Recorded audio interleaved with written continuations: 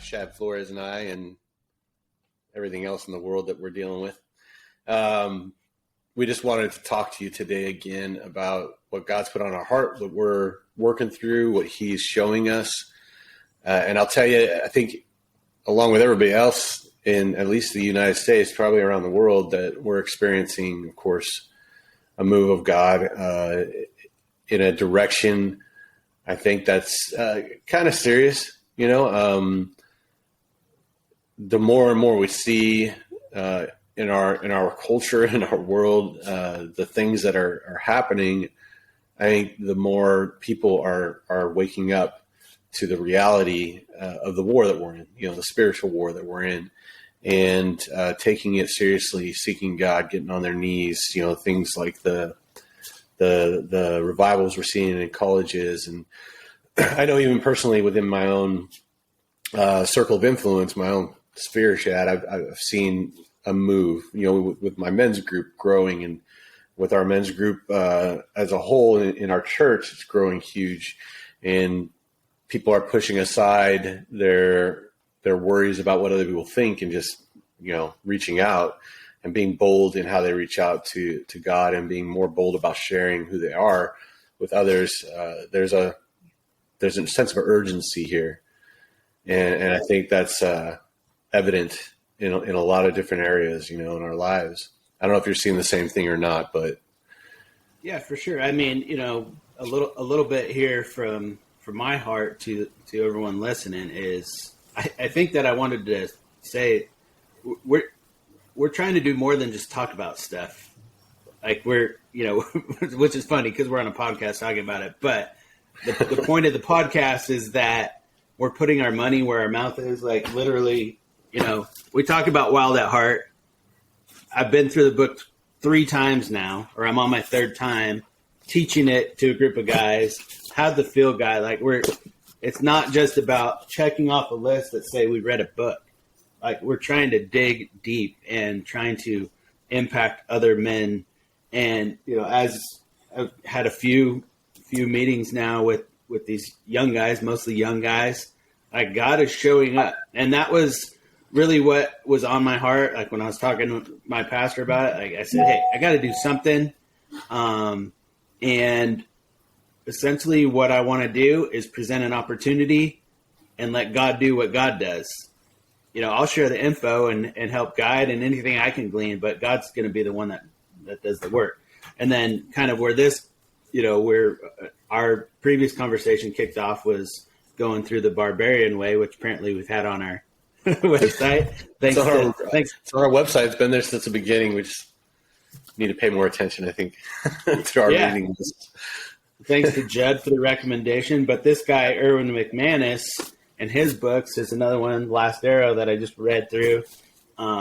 Both really, really stirred my faith. And so it's like, it's no coincidence it's happening in the world, and then it's happening, you know, in the U.S., it's happening in our personal lives. And God's going to use different things, different books, and obviously the scriptures, you know, still going through the Proverbs and things like that. So I think maybe a little bit of the premise of the talk today, though, could be the funny thing, I just realized, Pete, is everything that I'm really reading about is faith move, which, you know, is not the calculated risk, but yet here you are, a risk management guy, you know? And so and you just came out of a seminar and all these kind of things. And so how do we speak to some wisdom, you know, on the fact that, you know, we get inspired and we're going to do everything and dive in. We love Jesus and nothing can stop us, to like, all right, hold up a second there, cowboy.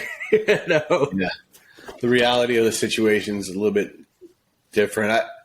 I work with a lot of mission organizations and, you know, hey, missions, a lot of people think missions, I'm going to Mexico or I'm going to, you know, Costa Rica or something like that, which can be, you know, high risk, depending on where you're going. Obviously, 4 people get kidnapped in Mexico a couple days ago and 2 got killed. But when it comes to like the daily life of a person who lives in a closed country, and closed country for everybody is where there's no freedom of religion, you know, freedom of speech. your state-sanctioned religion. So if you go to church, whatever the church the state sanctions and says you can go to, it's your family gets one Bible per person if you get a Bible at all. But there's a lot of people that live in that atmosphere and are used to living in it and have to live a certain way. And it's, I was mapping it out one time with an underground church and the way they operated in a certain country. And I'm like, you guys are a terrorist cell. That's exactly how you operate. It's crazy, but they have to do it that way. And they're looked at that way too by their host, the government. They're looked at as terrorists. They're breaking their laws. So they go after them.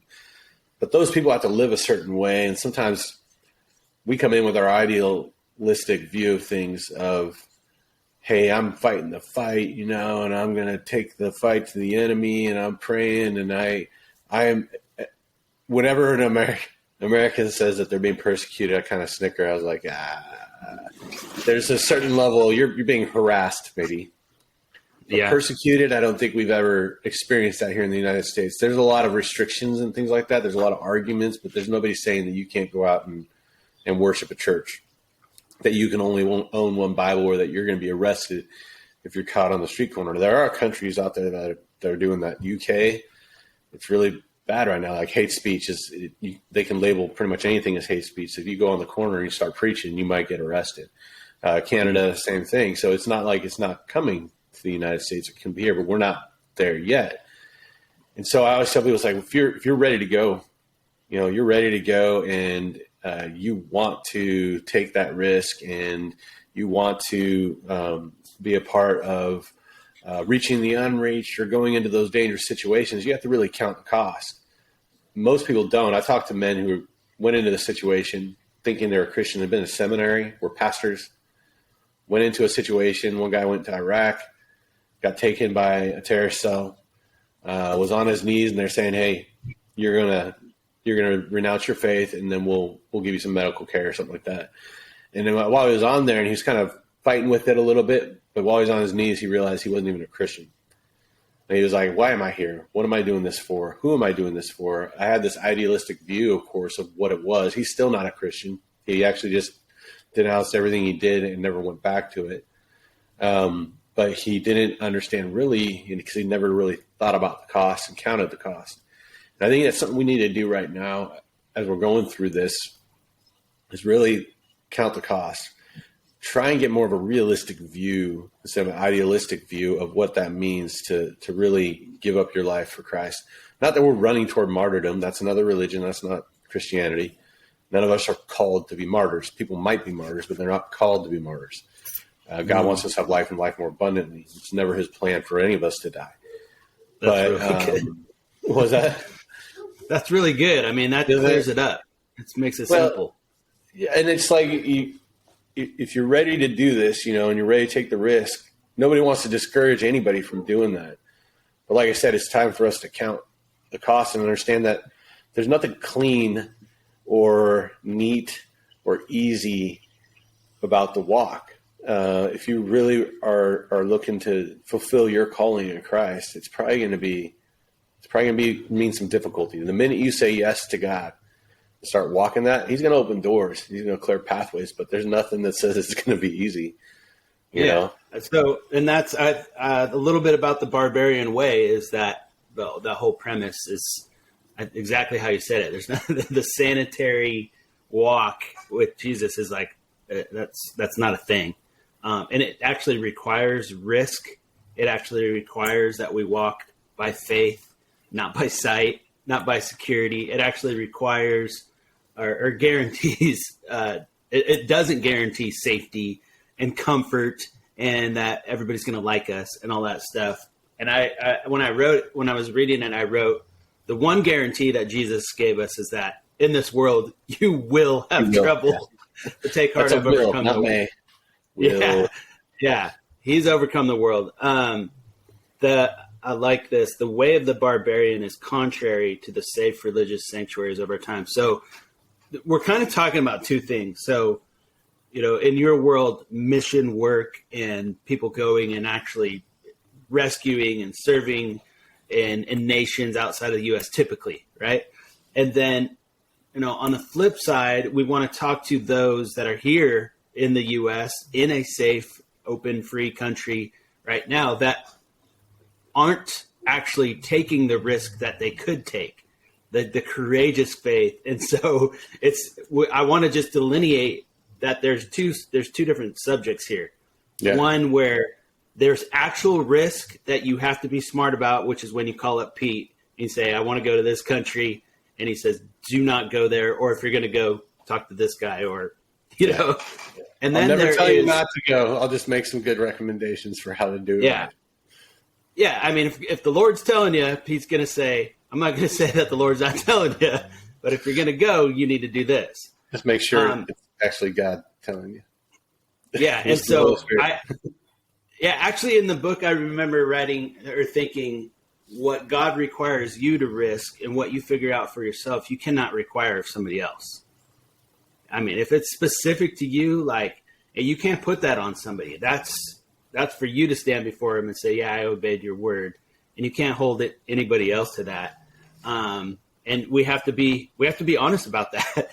We have to be really honest. So I want to say, to those that aren't going into the mission field, there is a Christianity that we are not even scratching the surface on in terms of the courageous faith that really I think is expected of us, and I mean, Jesus came in, he turned all the religious stuff upside down and just spoke truth.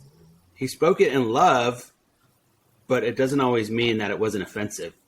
Yeah. It almost always was, actually, I'm pretty sure. Yeah. I mean, it might be offensive at first, especially if you're not open to listening to what he's actually trying to say in love. It's going to be offensive. Mm-hmm. There's nothing you can do about that. But you're right. The thing is, we have the opportunity right now.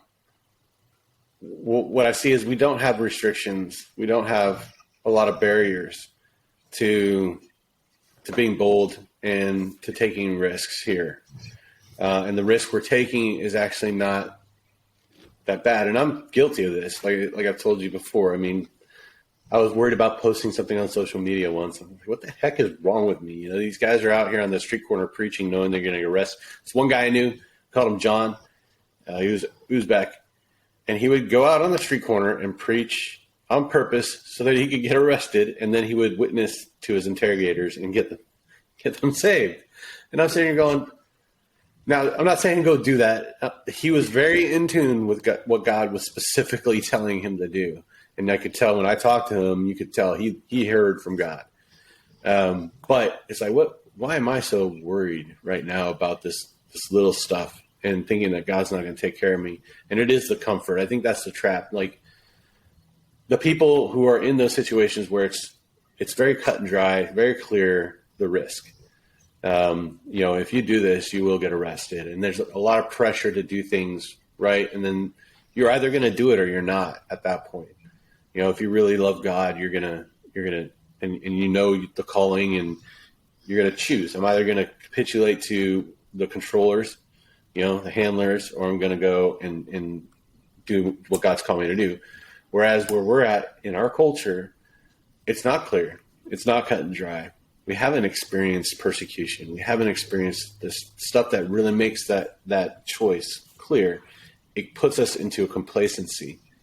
It puts us into a being lulled to sleep kind of state where we have so much comfort and stuff. Why are we going to give that up for anything? It's often more of a difficult choice to take risk in the atmosphere we live in than it is for the person who's presented with a clear-cut choice. And that's, I think, a lot of our issue right now in our culture is we got a lot of comfort, including myself. We got a lot of comfort, things that we would have to possibly give up in order to be bold, Yeah, I would say we're not facing life and death. We're facing pride and comfort and status and all that kind of stuff.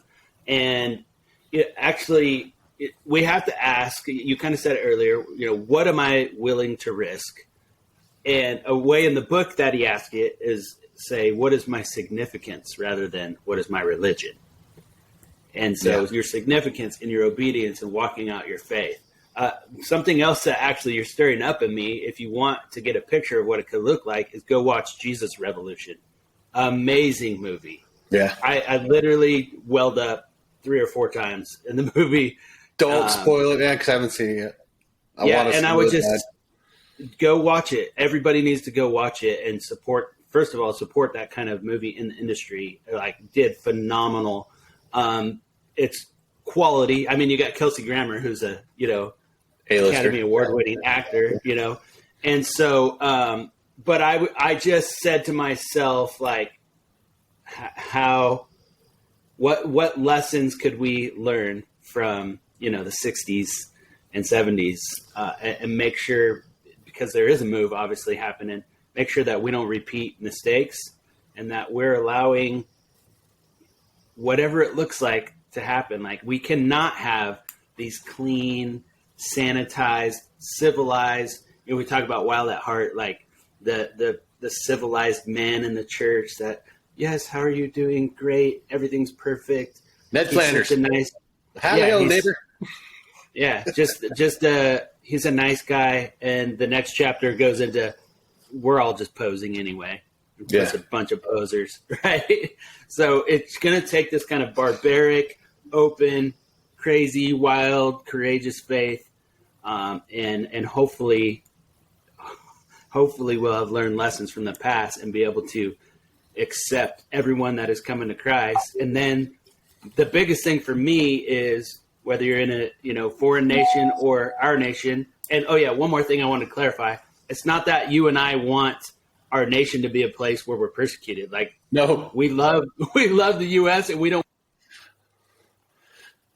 are not ignorant and fools to think that it's just going to remain this simple, easy thing. So yes, that's a little side note, but just coming back to the point, like, we want to make sure that people don't just hear about Jesus and have an emotional experience, but that we can help them walk out a life. And I don't want to, when people accept Christ, I don't want to then try to cage them in and make them civilized. I mean, a John the Baptist and a Jesus, would not fit in today's world. No, they got to go out. You bring them in, they get that initial, change of heart, receive Christ, but then discipleship, and then push them out. Yeah, quit. They got to do whatever God's called them to do, and it's not something that should be controlled by any leader, any Christian leader or anything else. I mean, we're all called into leadership. Every single Christian is called to lead. And you have to understand that. It's like, well, I'm just doing the thing at the door. It's like, no, you have part of your commission, the Great Commission. I like the word because I was a commissioned officer, right? Yeah. Commissioned officers are leaders. You are part of the Great Commission. You're commissioned to lead the blind, the lost, the enslaved to freedom, no matter who you are. So you have to step into that role in order to actually fulfill that. So whatever, I got that a lot, when I was younger. You're not a leader. You're not a leader. You're not meant to do this. Just sit back in the back, do your thing and talk to somebody every once in a while, maybe, or whatever. But that's not, the goal is everybody to receive Christ. We know maybe that's not going to happen, but what if it did? What if every single person on earth was able to hear, about the word? We have the technology now. There's no reason why it couldn't happen. But we don't have the leaders, the harvesters need to get out there and do it. But I do think, what we're doing here is trying to inspire you. I know listening to Shad and I, maybe that helps a little bit, but we have definitely got some great guests coming up that we're looking forward to hearing their testimonies. And they're just guys, they're like us, all of us. We're just people. We're no better or no worse than anybody else in God's eyes. The difference is you're either obedient, and that's what really your testimony should be all about. I obeyed what God called me to do, and now I'm going to share that with somebody else so that inspires them to step into that role that God has for you as a leader in the church. That's what we're all called to do. So, yeah, I mean, if I could leave the guys with one thing today, if you think about it like this, it's transform, not conform. It's be creative, not compliant. It's liberate. says it this way: we're most fully alive when we are on adventure with God. That's a faith walk. Amen.